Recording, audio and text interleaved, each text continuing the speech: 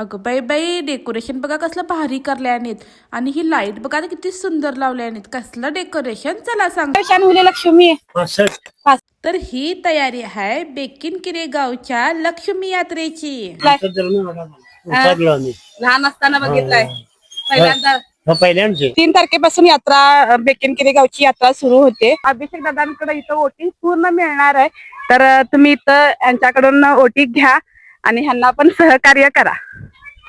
माझी तेवढे झाले असेल की आई आहे आमच्यात 100 वर्षाची.